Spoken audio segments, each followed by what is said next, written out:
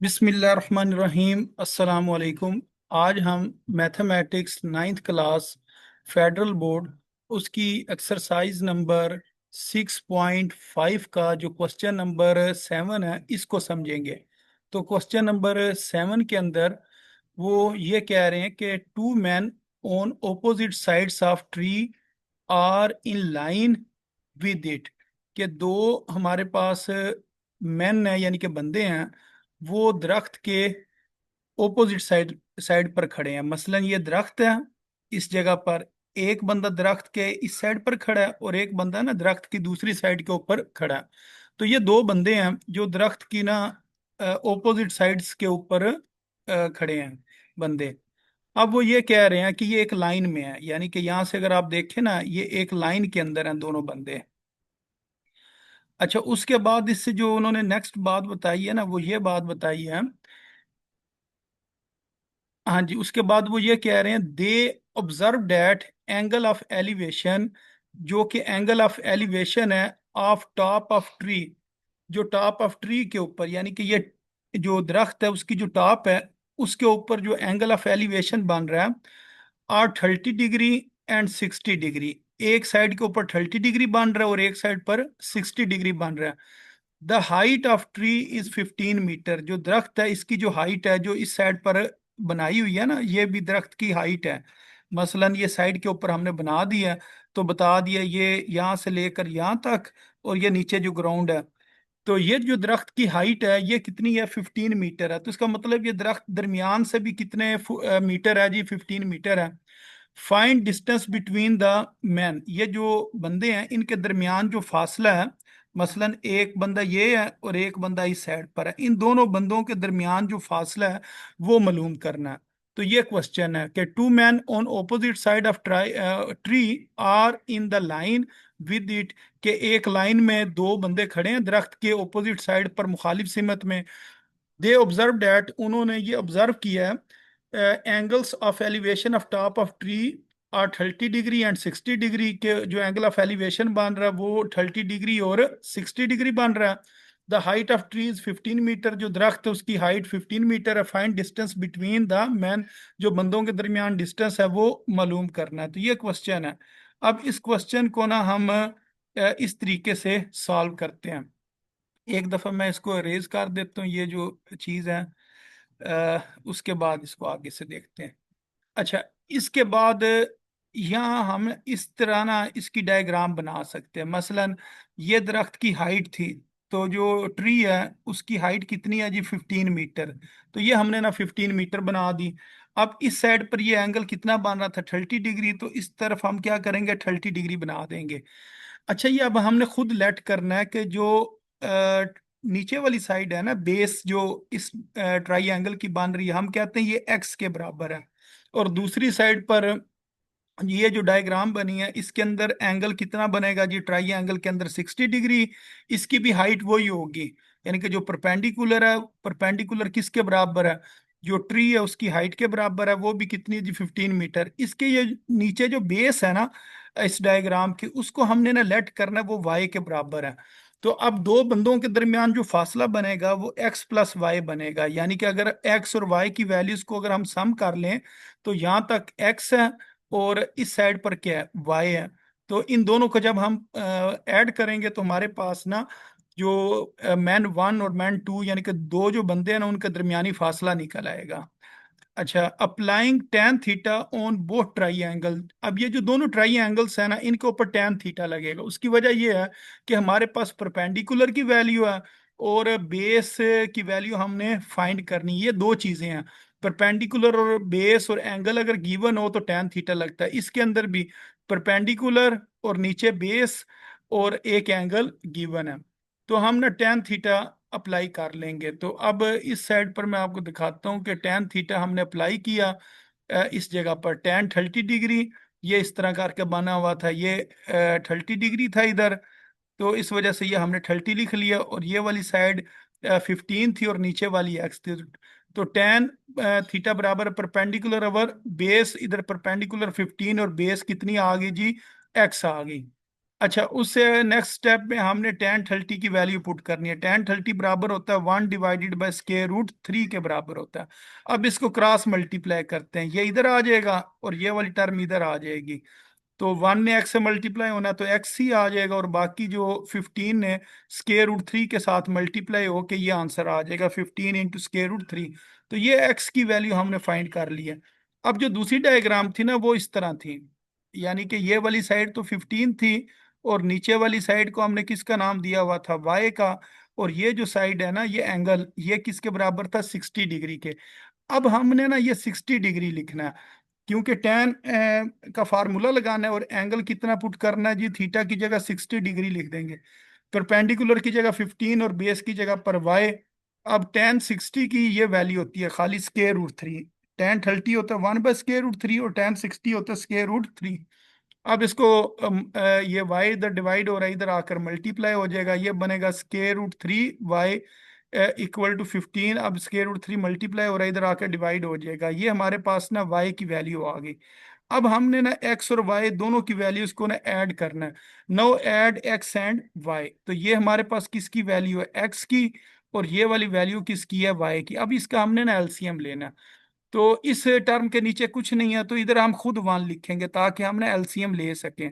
उसके बाद ये वाली टर्म ने इधर मल्टीप्लाई होना है और इस टर्म ने इधर मल्टीप्लाई होना है, और 1 और स्केयर रूट 3 का एलसीएम स्केयर रूट 3 होता है। अच्छा, उसके बाद ये हमारे पास आ जाएगा जो नेक्स्ट स्टेप है, इसके अंदर हमने सिर्फ एलसीएम ही लिया हुआ है। तो इस जगह पर ये स्केयर रूट 3 2 टाइम्स आ जाएगा, फिर एक बार लिख कर इसकी पावर कितनी लिख लेंगे, 2। ये फिर स्केयर और स्केयर रूट कैंसिल हो जाएगा, 15 ने 3 से मल्टीप्लाई होना तो 45 आ जाएगा। बाकी 15 1 × 15 होता है, 45 और 15 को ऐड किया तो ये कितना आ गया, 60 आ गया। अब ये कैलकुलेटर से हमने सॉल्व करना है कि जो 60 है इसको स्केयर रूट 3 के ऊपर डिवाइड करेंगे तो 34.64 इसका आंसर आ जाएगा। अब ये क्योंकि बाकी लंबाइयां मीटर में थी, क्योंकि दरख्त की ऊंचाई किस में थी, 15 मीटर, तो ये जो दरख्त की हाइट थी ना ये किस में थी, 15 मीटर में थी। इस वजह से ना इसके साथ भी हमने मीटर ही लिखना है, यानी कि जो हमारे पास वैल्यूज जिस यूनिट में दी होती है ना वो यूनिट हमने इधर लगा देना होता है। तो ये 34.64 मीटर इसका आंसर आ जाएगा। तो इस तरह क्वेश्चन नंबर 7 ने हल होना था। अच्छा, अब उसके बाद क्वेश्चन नंबर 8 है। इसके अंदर वो ये कह रहे हैं, from the top of tree, यानी कि जो ट्री है उसकी टॉप के ऊपर से, the angle of elevation and depression. The angle of elevation, एक एंगल ऑफ एलिवेशन है, एलिवेशन होता है नीचे से ऊपर की तरफ, एंड डिप्रेशन, और जो डिप्रेशन है फ्रॉम द टॉप, और जो टॉप के ऊपर से डिप्रेशन है, and the bottom of building are 30 degree and 45 degree respectively. If the height of tree is 12 meter, find height of building and distance between tree and building। इसकी मैं आपको पहले डायग्राम दिखाता हूँ, फिर ये पढ़ते हैं, फिर आपको अच्छी समझ आ जाएगी। ये समझें, ये हमने ना एक बिल्डिंग बनाई हुई है और एक साइड पर ना ट्री है। तो इस क्वेश्चन में ना दो चीजों का जिक्र है, एक बिल्डिंग का जिक्र है और दूसरे नंबर पर ट्री का जिक्र है। अब वो कहते हैं कि जो ट्री है ना इसकी टॉप के ऊपर से आपने देखना है, इसकी टॉप के ऊपर से अगर एंगल ऑफ डिप्रेशन लेंगे ना, ये बिल्डिंग के नीचे है, ये बिल्डिंग का बॉटम है। तो बिल्डिंग के अगर बॉटम की तरफ देखें तो ये क्या बनेगा, एंगल ऑफ डिप्रेशन। तो एंगल ऑफ डिप्रेशन कितना है जी, 45 डिग्री है।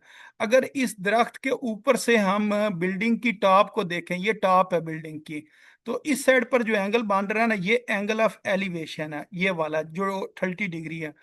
तो अब वो कहते हैं कि आपने ना क्या करना है जी, ये देखें, अगर अब दरख्त की हाइट कितनी है, 12 मीटर है, तो इस साइड पर यहाँ तक जो दरख्त की बिल्कुल पैरल के अंदर अगर हम बनाएं तो ये कितना होगा, 12 मीटर। अब ऊपर वाली ये चीज का ना हमें पता नहीं है, इसको हम खुद नाम दे लेंगे वाई का। हम कहेंगे अच्छा ये वाली जो जगह है ना ये क्या बन गई, वाई। अगर तो बिल्डिंग की हाइट निकालनी होगी तो फिर हम क्या करेंगे, y + 12 कर लेंगे। तो यहां से हमारे पास किसकी हाइट आ जाएगी, बिल्डिंग की हाइट आ जाएगी। अच्छा, अगर हमने दरख्त से बिल्डिंग का फासला निकालना हो, ये बिल्डिंग है और ये क्या दरख्त है, तो दरख्त और बिल्डिंग का दरमियानी फासला अगर हमने निकालना होगा ना, तो उसको हम कहेंगे जी ये फासला किसके बराबर है, एक्स के बराबर है। तो इस तरह करके ना ये डायग्राम अगर आपको समझ आ गई है, तो इस क्वेश्चन को फिर हम पढ़ते हैं, तो अब आपको ना आसानी से इस बात की समझ आ जाएगी कि इसके अंदर हमने करना क्या था। तो क्वेश्चन को एक दफा दोबारा पढ़ते हैं।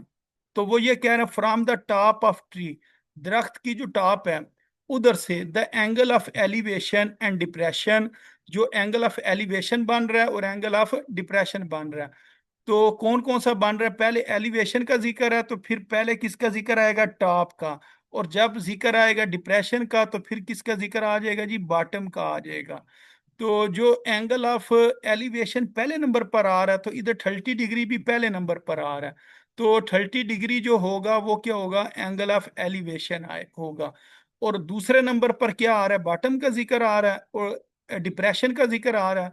तो बॉटम, डिप्रेशन और उसके लिए जो एंगल होगा ना वो कितना होगा, 45 डिग्री होगा। और साथ ही इन्होंने क्या लिखा हुआ है, रिस्पेक्टिवली। रिस्पेक्टिवली में यही होता है कि तरतीब आपने वही रखनी होती है जो उन्होंने बताई होती है। तो इधर ये देखें, सबसे पहले जो जिक्र आया था ना वो एलिवेशन का था। तो एलिवेशन वाले के लिए हमने 30 डिग्री लिया, और दूसरे नंबर पर डिप्रेशन था, डिप्रेशन के लिए हमने 45 डिग्री को लिखा। अब उसके बाद कह रहे हैं, if the height of tree is 12 metre, जो दरख्त है उसकी हाइट कितनी है, 12 मीटर है। फाइंड हाइट ऑफ बिल्डिंग, जो बिल्डिंग की हाइट आपने एक मालूम करनी है। And distance between tree and building, और दूसरे नंबर पर डिस्टेंस मालूम करना है दरख्त और बिल्डिंग के दरमियान। तो यही चीज इधर ना हमने डायग्राम में बना कर ना समझने की कोशिश की है। अच्छा, अब इसके अंदर मैंने आपको ये बात बताई है कि यहाँ से लेकर यहाँ तक कितना है जी, 12 मीटर है। क्योंकि अगर दरख्त की ऊंचाई कितनी है, 12 है, तो ये इसके सामने बिल्कुल पैरेलल लाइन आ रही है, ये भी कितनी होगी, 12 ही होगी। और ऊपर वाली जगह क्या है, वाई। तो बिल्डिंग की हाइट किसके बराबर होगी, y + 12 के बराबर होगी। और जो नीचे वाली जगह है, वो किसके बराबर होगी जी, distance between building and tree, और वो एक्स के बराबर होगा। अब ना इससे देखकर हमने ना बनानी है, डायग्राम्स बनानी है। तो डायग्राम्स इसकी बनाते हैं। समझो सबसे जो पहली ये जो डायग्राम बनी है ना, ये ऊपर वाली डायग्राम बनी है। मसलन इस जगह पर मैं आपको दिखाता हूँ, ये वाली डायग्राम बनी है। इसको जरा मैं एक बार क्लियर यहाँ से करता हूँ, और फिर मैं आपको ना इसके ऊपर निशान लगा के बताता हूँ ये डायग्राम मैंने बनाई किस तरह, ताकि आपको ना अच्छी तरह समझ आ जाए इसकी। तो इस जगह पर जो मैंने डायग्राम बनाई है ना वो इस तरीके से बनाई है। इसका मैं जरा कलर भी चेंज करता हूँ ताकि अच्छे तरीके से आपको समझ आ जाए। मसलन ये देखें, ये वाली लाइन इधर आ गई, और एक इस जगह पर यूं लाइन बना ली, यानी कि ये इस जगह पर, ये बिल्डिंग के दरमियान में हाइट आ गई, ये नीचे उसकी बेस आ गई, और ये वाली इसकी तिरछी लाइन आ गई। ये हम बन गया हाइपोटेन्यूज, ये नीचे वाला बेस बन गया, और ये सामने वाली साइड क्या बन गई, परपेंडिकुलर। तो ये इस तरह करके डायग्राम बन गई। इस जगह पर एंगल कितना है, 30 डिग्री।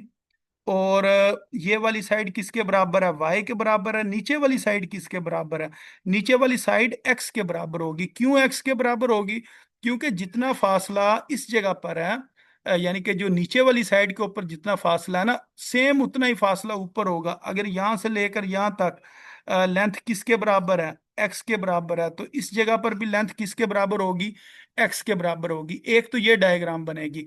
अच्छा, जो दूसरी डायग्राम बनेगी ना वो इस तरह बननी है, यानी कि दो डायग्राम से इस जो तस्वीर है इसमें से हम बना सकते हैं। दूसरी डायग्राम के लिए ना वो नीचे को बनेगी, ये इस तरह इसकी बेस हो जाएगी, ये इसकी जो है ना हाइपोटेन्यूज हो जाएगी, और ये इसकी नीचे को परपेंडिकुलर हो जाएगा। अब ये डायग्राम ना ऊपर से नीचे की तरफ बन रही है। मसलन ये ऊपर से नीचे की तरफ आ गया, ये हमारे पास क्या हो गया जी, 12 होगा, क्योंकि दरख्त की हाइट 12 है तो ये भी 12 हो गए। और इसका इधर एंगल कितना है, 45 डिग्री। और ये इसकी क्या हो गया जी, हाइपोटेन्यूज हो गया, और ये इसकी बेस होगी, और इसकी बेस भी किसके बराबर होगी, एक्स के बराबर होगी, क्योंकि अगर ये एक्स है तो ये भी एक्स है।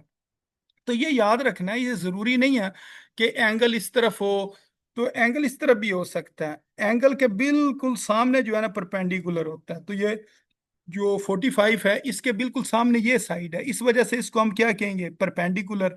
जो हाइपोटेन्यूज होता है ना, ये हमेशा तिरछी साइड होती है। तो ये तिरछी साइड इसमें ये है।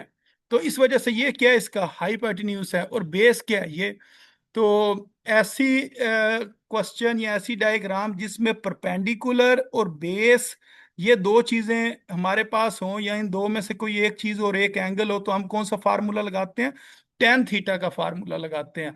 तो ऊपर वाला जो क्वेश्चन है उसके अंदर भी टेन थीटा ही लगना है, यानी कि ऊपर वाली डायग्राम को अगर हम देखें ना, तो ये हमारे पास क्या है? परपेंडिकुलर, क्योंकि एंगल के सामने वाली साइड क्या होती है? परपेंडिकुलर। और जो तिरछी साइड है वो हाइपोटेन्यूज, और नीचे वाली साइड बेस। तो इसके अंदर भी यही दो साइडें हमारे पास हैं, परपेंडिकुलर डिवाइडेड बाय बेस। तो ये हमारे पास टेन थीटा का फार्मूला लगेगा। टेन थीटा बराबर होता है perpendicular divided by base. Perpendicular किसके बराबर है? वाई के बराबर है। और बेस किसके बराबर है? एक्स के बराबर है। तो टेन थर्टी किसके बराबर हुआ? One divided by square root three के बराबर हो गया। तो इस तरह ना इसको हमने सॉल्व करना है। फिर इसको हम क्रॉस मल्टीप्लाई कर देते हैं।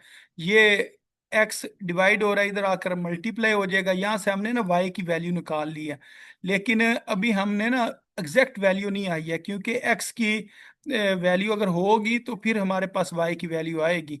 तो इसी तरह ना हमने दूसरी डायग्राम को सॉल्व करना। तो इसमें perpendicular divided by base, perpendicular 12 के बराबर है, बेस एक्स के बराबर है, और ten forty five, ten forty five किसके बराबर होता है? वन के बराबर होता है। ये हमने ना वैल्यूज याद की हुई हैं कि टेन थर्टी जो है वो होता है one divided by square root three. फिर टेन फोर्टी फाइव ये बराबर होता है जी वन के। और फिर वन के टेन सिक्सटी ये बराबर होता है जी स्क्वायर रूट थ्री स्क्वायर के। Root three. तो ये टेन फोर्टी फाइव जो है ना, ये हमने इधर पुट कर दिया, टेन फोर्टी फाइव बराबर आ गया वन के। तो अब ये चीज है जो एक्स इधर डिवाइड हो रहा था, इधर आकर मल्टीप्लाई हो जाएगा, वन को एक्स से मल्टीप्लाई करेंगे एक्स आ जाएगा। और ये किसके बराबर आ गया? ट्वेल्व के बराबर आ गया। तो ये तो वो नीचे वाली साइड निकल आई जो हमने मालूम करनी थी, distance between building and tree x के बराबर है। और एक्स किसके बराबर है जी? 12 मीटर के। अच्छा, अब ना हम वाई की वैल्यू निकालते हैं, ताकि ये वाली वैल्यू हमारे पास आ जाए, और नीचे वाली का हमें वैसे ही पहले पता है वो 12 है। तो वाई की अभी हमने ना ऊपर ये एक इक्वेशन बनाई है, इक्वेशन नंबर वन बनाई है इस जगह पर। ये वाई बराबर है one divided by square root three into X. अब ये वाली दोबारा लिख के ना, वाई बराबर है one divided by square root three into X. X की जगह पर क्या पुट कर देंगे? 12 पुट कर देंगे। जब अब ये कैलकुलेटर से होगा, जब 12 को हम स्क्वायर रूट थ्री पे डिवाइड करेंगे ना, 6.93 मीटर आंसर आएगा। अच्छा, अब हमने बिल्डिंग की हाइट निकालनी है। जो बिल्डिंग की हाइट है ना वो बराबर थी, नीचे वाली साइड थी 12, और उसके बाद ऊपर वाली जो जगह थी ना वो थी वाई। तो इन दोनों को हमने जमा करना, वाई प्लस 12। तो वाई कितना है जी? 6.93 मीटर प्लस 12 मीटर, ये आ जाएगा 18.93 मीटर। तो इस तरह हम ये जो बिल्डिंग है उसकी हमने हाइट निकाल लेनी थी। तो इस तरह ये क्वेश्चन नंबर 8 ने सॉल्व होना था। ये मुश्किल नहीं है। थोड़ी सी अगर आपने डायग्राम ठीक तरीके से बना ली, डायग्राम की अगर आपको समझ आ गई, तो फिर ये सवाल बड़े आराम से ना हल हो जाते हैं। अच्छा, क्वेश्चन नंबर 9 को सॉल्व करने से पहले ना हम ये डायग्राम देखते हैं, फिर इसकी आपको समझ अच्छी तरह आ जाएगी। मसलन इसके अंदर एक टावर का जिक्र होगा कि जी एक टावर है, और उसके बाद एक पॉइंट ए और एक पॉइंट बी है। तो टोटल जो है ना फासला, पॉइंट ए का फासला जो बिल्डिंग से है, यानी कि बिल्डिंग से वो पॉइंट ए कितने फासले पर है जी? 200 मीटर के फासले पर है, ठीक है।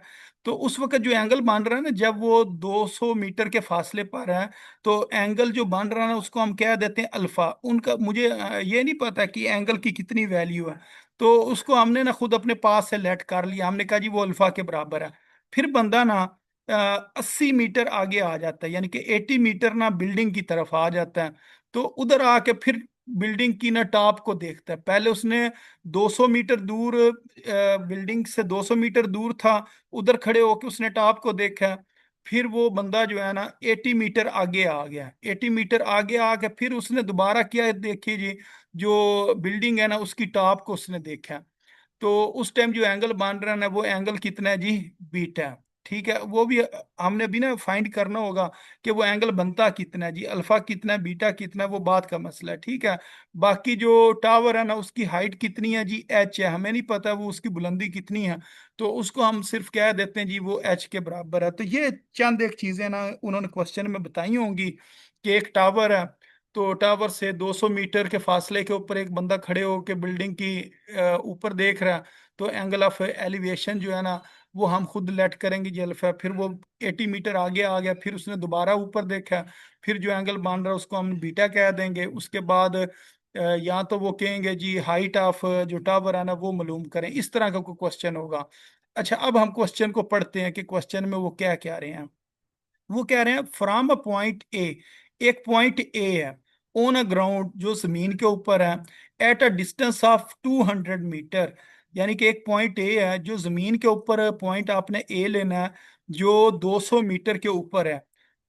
Angle of elevation of top of tower is alpha, और उस जगह पर जो एंगल ऑफ एलिवेशन बन रहा है ना 200 मीटर के ऊपर, वो एंगल कितना बन रहा है, अल्फा बन रहा है, ये उन्होंने खुद बता दिया है। There is another point B, एक और पॉइंट बी भी है, 80 metre nearer to the tower. अब वो टावर के नियरर हो रहा है, यानी कि करीब हो रहा है, तो उसने क्या करना है, बंदे ने टावर के करीब आना है। कितना करीब आना है, 80 मीटर करीब आना है। तो ये याद रखना है, ये नहीं करना कि वो टावर से जी 80 मीटर के फासले पर नहीं है, वो पहले 200 मीटर के फासले पर था, अब उसने क्या किया, 80 मीटर करीब आ गया। तो अब 200 में से हमने 80 मीटर माइनस करना, तो उसका मतलब वो 120 मीटर के फासले पर हुआ टू द टावर, टावर की तरफ वो जब 80 मीटर आता है, करीब आता है, तो फिर क्या होता है, the angle of elevation of top of tower from B is beta. तो जो एंगल बी पॉइंट के ऊपर जो एंगल ऑफ एलिवेशन बन रहा है ना वो बीटा बन रहा है। इफ टेन अल्फा, अब उन्होंने ने ये क्वेश्चन में बता दिया, टेन अल्फा की वैल्यू कितनी है, 2/5 है। Find the height of tower, जो टावर है उसकी हाइट मालूम करें, एंड वैल्यू ऑफ बीटा। दो चीजें आपने मालूम करनी है, एक वैल्यू ऑफ बीटा मालूम करनी है, और एक आपने हाइट ऑफ टावर मालूम करनी। ये दो चीजें हमने मालूम करनी है क्वेश्चन में। तो एक उन्होंने टेन की वैल्यू दी हुई है, मसलन उन्होंने बताया जी टेन अल्फा जो है ना वो बराबर है 2/5 के। अच्छा, इसका मतलब ये है कि अगर मैं यूं डायग्राम बनाऊं, तो इस जगह पर एंगल क्या आ गया, अल्फा आ गया।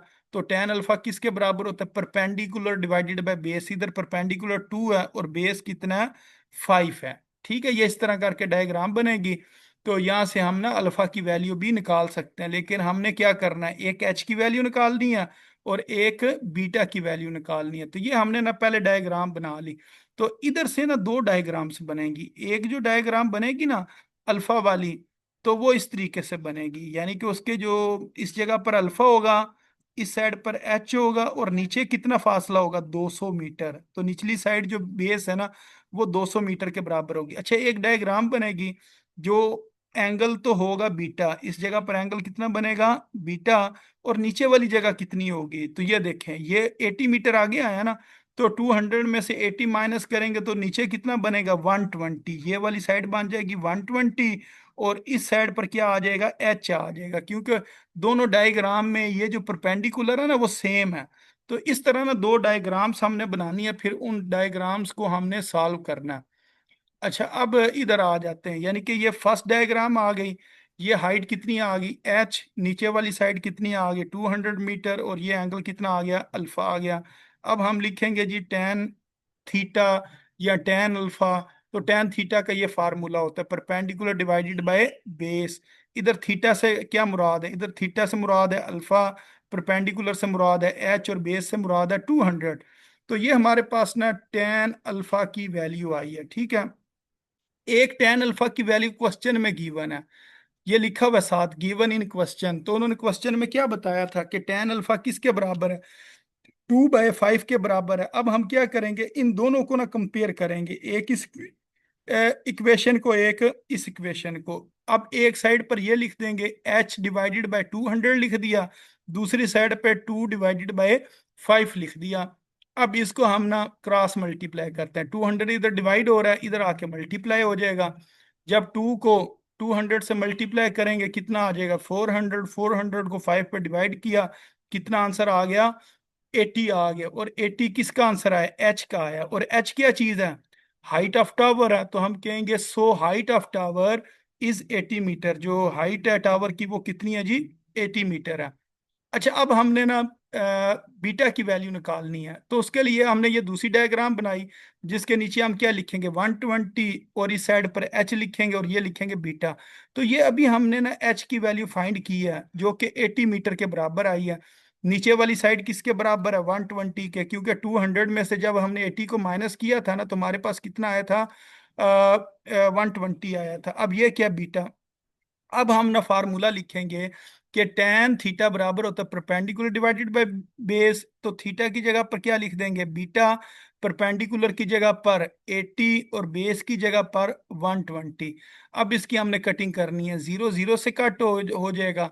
फिर 4 2 टाइम्स 8 और 4 3 टाइम्स 12, तो 2/3 इसका इस साइड पर आ गया।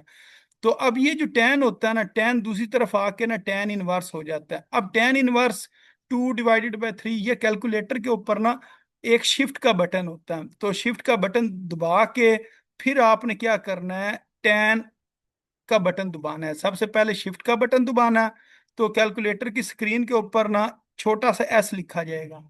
तो उसके बाद आपने क्या करना है, टेन का बटन दबाना है। तो ये किसके बराबर आ जाएगा जी, टेन इनवर्स के बराबर आ जाएगा। फिर आप ब्रैकेट लगाएं, फिर लिखें 2, फिर लिखें डिवाइड, फिर लिखें 3, के 2/3। तो फिर आप इक्वल का बटन दबाएंगे तो ये आपके पास आंसर आ जाएगा 33.69। और ऊपर आप लगा दें जी डिग्री, तो ये आपकी है ना डिग्री के अंदर आंसर आ जाएगा। यानी कि जो आंसर आएगा उसके ऊपर आपने डिग्री लिख देना है, ठीक है। बाद का कैलकुलेटर के ऊपर एक बटन भी होता है डिग्री मीन सेकंड वाला, उसको भी दबाना पड़ता है। लेकिन ये जो आंसर है ना, ये आपकी किताब के पीछे वाला होगा, जो बुक के लास्ट के ऊपर क्वेश्चन आंसर दिए होते हैं ना, ये इस वजह से वही लिखा होगा। अच्छा, उसके बाद आ गया जी क्वेश्चन नंबर 10। क्वेश्चन नंबर 10 की भी अगर हम पहले डायग्राम देख लें फिर क्वेश्चन को पढ़ते हैं तो अच्छी समझ आ जाएगी। तो ये हमारे पास एक लाइट हाउस है, यानी कि डायग्राम के अंदर आप देखें तो हमारे पास क्या है, एक लाइट हाउस है। लाइट हाउस की हाइट कितनी है, 206.6 मीटर, 206.6 मीटर ये हाई है, यानी कि उसकी हाइट है। अच्छा, उसके बाद दो बोट्स हैं, एक फर्स्ट बोर्ड और एक सेकंड बोर्ड। जो फर्स्ट बोर्ड से अगर हम उस लाइट हाउस के बिल्कुल टॉप के ऊपर देखें, तो ये जो एंगल ऑफ एलिवेशन बनेगा ना, ये कितना बनेगा जी, 60 डिग्री का बनेगा। और अगर जो सेकंड पोजीशन है, यानी कि जो बोट है ना, वो थोड़ी देर के बाद ना आगे को मूव होगी, ये पहले इधर थी, तो ये मैंने एरो लगाया हुआ, तो उसका मतलब बोट क्या हो गई जी, अगली तरफ ना मूव हो गई है। सेकंड पोजीशन के ऊपर जाके ना अब उसके एंगल जो है ना, पहले 60 डिग्री था, अब कितना बन गया जी, 40 डिग्री बन गया। अब एंगल ऑफ एलिवेशन कितने डिग्री का बन गया जी, 45 डिग्री का बन गया। तो इसने ये जो फासला तय किया है ना, ये इसने कितना फासला तय किया है, ये हमने अपने पास से लेट कर लिया। हमने कहा जी उसने जो फासला तय किया ना, वो एक्स के बराबर है। तो उसके बाद वो ये कहते हैं स्पीड ऑफ बोट जो है ना, वो आपने मालूम करनी है, ठीक है। तो ये उन्होंने ना चंद एक चीजें बताई हुई हैं कि स्पीड ऑफ बोट मालूम करें।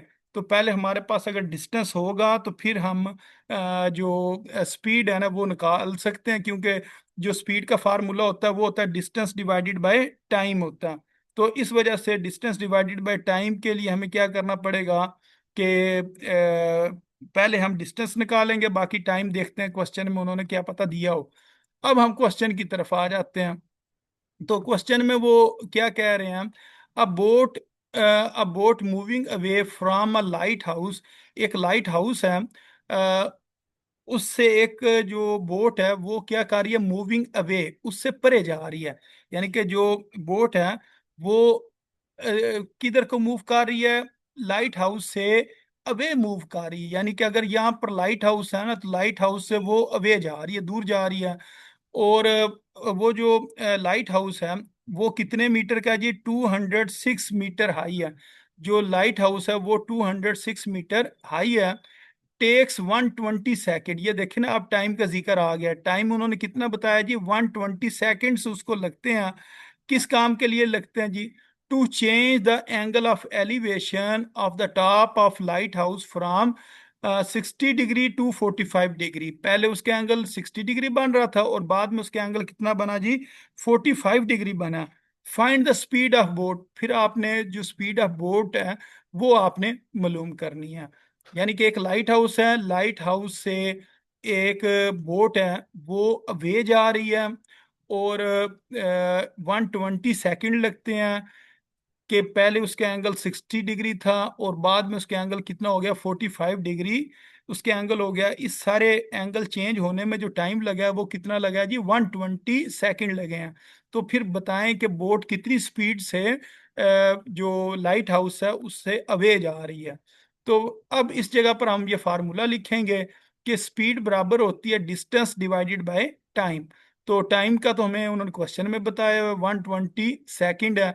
तो इसका मतलब ये हुआ कि हम टाइम की जगह पर 120 लिख लेंगे। अब सिर्फ मसला ये रह गया है कि ये एक्स की वैल्यू हमने निकालनी है।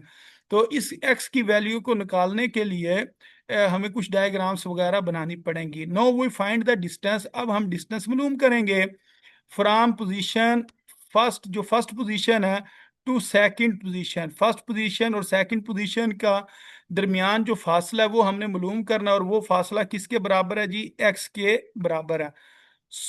So we solve above diagram into two triangles. अब हमें ना दो ट्राई एंगल्स बनानी पड़ेंगी तो जिसकी मदद से फिर ये क्वेश्चन सॉल्व होगा।